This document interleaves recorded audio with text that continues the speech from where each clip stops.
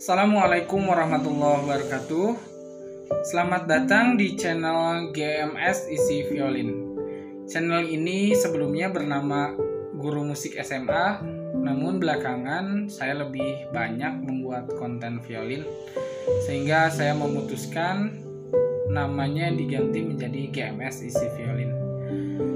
Meski ganti nama, namun konten lama di channel ini masih tetap dipertahankan, seperti pembelajaran gamelan, cover lagu, musikalisasi, materi seni budaya di SMA, itu masih tetap ada, dengan harapan semoga konten-konten tersebut masih bisa bermanfaat. Di video kali ini kita akan pelajari tentang chord. Nah, di sini ada istilah lain yang berkembang di masyarakat. Chord itu sering disebut sebagai kunci. Ada yang namanya kunci C mayor, ada C minor, A minor, D minor, dan lain-lain. Nah, istilah tersebut sebenarnya kurang cocok atau kurang sesuai. Karena di musik itu kunci itu cuma ada 3, yaitu kunci F, kunci G, dan kunci C. Nah, yang disebut kunci tersebut bukan chord C, F, dan G, tapi adalah sebuah tanda dalam notasi balok, di mana tanda tersebut digunakan untuk menuliskan nada di wilayah tertentu. Nah, sebetulnya apa itu definisi chord itu? Chord adalah gabungan dua nada atau lebih. Chord ini bisa dimainkan bersamaan, bisa juga dimainkan secara tidak bersamaan atau broken chord. Chord ini biasanya digunakan untuk mengiringi. Jadi contohnya saya memainkan chord yang dimainkan bersamaan seperti ini. Izinkan ku lukis senja, mengukir namamu di sana, mendengar kamu bercerita, menangis tertawa. Nah, seperti itu. Itu kalau dimainkan secara bersamaan. Nah, sekarang bisa juga dimainkan secara tidak bersamaan atau broken chord seperti ini. Biar ku lukis malam, bawa kamu bintang-bintang, temanimu yang terluka, hingga kau bahagia. Nah, seperti itu teman-teman. Mohon maaf kalau suaranya kurang merdu karena saya bukan vokalis. Nah, di sini kita akan pelajari bagaimana cara membuat chord, ya. Ada 2 chord utama yang harus kita bisa, yang harus dikuasai, yaitu chord itu ada yang minor, ada yang mayor. Nah, ini yang paling harus pertama dipelajari. Ada yang mayor, ada yang minor. Nah, di sini saya sarankan kepada teman-teman yang belajar musik, terutama yang menggunakan chord seperti piano, jangan dihafal. Musik itu jangan dihafal, tapi dipahami rumusnya, cara pembentukan chordnya seperti apa. Nah, itu akan lebih mudah dibanding kita harus menghafal semua C mayor, C minor, C dim, C aug misalkan, atau D minor, D mayor, terus dis mayor, dis minor. Kalau dihafal itu pusing. Tapi kalau kita tahu rumusnya, kalau kita tahu polanya, itu akan lebih mudah. Nah, ini yang harus diingat-ingat. Ini rumusnya. Yang pertama itu chord mayor. Chord mayor itu rumusnya 2, 1/2. Kan chord ini di sini gabungan 2 nada atau lebih. Nah, di sini saya menggunakan yang banyak dipakainya itu menggunakan 3 nada atau trinada.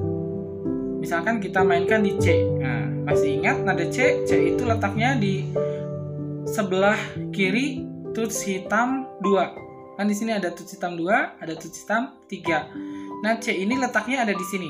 Sebelah kiri tuts hitam 2. Ini C. Nah, ini kita jadikan chord C. Caranya gampang. Ini tinggal gini aja sebenarnya. Nah, namun di sini kita harus tahu rumusnya. Ini ada jarak dari not ke-1 ke not kedua, kemudian dari not kedua ke not ketiga. Nah, ini rumusnya yang harus kita pelajari. Nah, ini jadi bisa kita tentukan ini akordnya mayor apa minor. Nah, di sini setiap tuts itu berjarak setengah. Ini dari sini ke sini jaraknya setengah, ini ke sini setengah, ini ke sini setengah, ini ke sini setengah. Jadi dari sini ke sini berapa? 2. Karena setengah, 1 setengah, 2. Jadi dari C ke E itu jaraknya 2. Nah, kemudian dari E ini ke G jaraknya berapa? Sini ke sini setengah, ke sini 1 berarti setengah, 1 setengah. Jadi jarak E ke G itu 1 setengah. Nah, ini jaraknya 2 dan 1 setengah. Ketika di depannya lebih besar dibandingkan di belakang, itu disebutnya chord mayor. Jadi kalau teman-teman mau membuat chord mayor, itu depannya harus lebih besar daripada belakangnya. Ini jaraknya 2, ini jaraknya 1 setengah. Ini chord mayor. Ini C mayor. Kalau kita mau buat C-nya menjadi minor, ya mudah. Ini tinggal kita geser yang ininya ke tengah. Nah, coba kita lihat. Ini dari sini ke sini setengah, ini sini setengah. Kalau dijumlahkan dari sini ke sini sama ke sini itu 1. Naik lagi ke sini setengah, jadi 1 setengah. Jarak dari sini ke sini itu 1 setengah. Setengah, 1 setengah. Kalau kita lanjutkan dari S ini E turun atau D naik ini ke sini itu jaraknya setengah, 1 setengah, 2. Jadi rumus untuk minor itu 1 setengah dan 2. Nah, ini teman-teman untuk memudahkan mengingatnya, ingat dengan istilahnya mayor dan minor. Mayor itu besar, jadi yang besar di depan mayor. Kalau minor itu yang kecil di depan, ya, yang lebih jaraknya sedikit itu di depan. Itu minor. Chordnya mayor, ini mayor karena besarnya depannya lebih besar dibandingkan belakangnya. Ini minor. Seperti itu. Nah, ini kita cari coba chord lain. Ada di sini misalkan kita cari chord E mayor. E mayor itu ini E, C, D, E. Ini E. Ini jaraknya setengah, 1 setengah, 2. Mayor itu jarak dari not pertama ke not keduanya itu 2. Terus kita cari lagi dari sini setengah, 1 setengah. Nah, ini E mayor seperti itu. Kalau E minornya seperti apa? Ini aja tengahnya turunin ke sini. Ini jadi E minor. Secara otomatis ininya lebih kecil, ininya jadi lebih besar. Setengah, 1 setengah. Di sini setengah, 1 setengah, 2. Nah, ini ke sini jaraknya 1 setengah, ini ke sini jaraknya 2. Seperti itu. Cara membentuknya seperti itu. Lalu seperti apa kalau misalkan ada di tuts hitam, misalkan cis mayor. Nah, ini teman-teman, cis itu untuk yang belum tahu, cis itu C yang dinaikkan. Ya, ini C, ini cis. Nah, ini cis ini kita buat cis mayor misalkan. Cis dari sini ke sini jaraknya setengah, 1 setengah, 2. Ini nada keduanya ini. Kita cari nada ketiganya, setengah, 1 setengah. Nah, ini cis mayor. Ini cis mayor. Untuk mencari cis minor seperti apa? Nah, ini tinggal pindah. Kalau udah ketemu mayornya, minornya sebelahnya ini. Tengahnya aja yang diganti. Nah, kita lihat hitung.